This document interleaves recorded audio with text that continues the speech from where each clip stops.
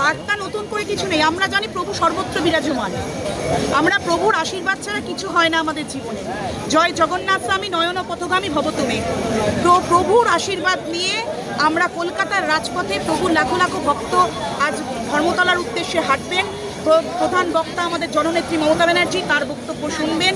প্রভুও ভগবানের বাস তার ভক্তদের মধ্যে, তাই প্রভুও তার ভক্তদের সাথে আজকে কলকাতার রাজপথে আমার কোলে করে, এটা আমার কাছে জীবনের পরম প্রাপ্তি যে আমি বাহক শুধু প্রভুকে নিয়ে যাওয়ার। প্রভু আজকে তার সন্তানদের সাথে, তার ভক্তদের সাথে কলকাতার রাজপথে থাকবেন। এইভাবেই বাংলা এবং বাঙালিকে রক্ষা করবেন এবং 2026-এর বিধানসভা ইলেকশনে আবারও প্রভুর আশীর্বাদে প্রতিবারের রেকর্ড, আগের বারের রেকর্ড ভেঙে বেশি সংখ্যক সিট নিয়ে তৃণমূল কংগ্রেস ক্ষমতায় আসবেন এবং মমতা ব্যানার্জি চতুর্থবারের মতো মুখ্যমন্ত্রী হবেন প্রভুর আশীর্বাদে।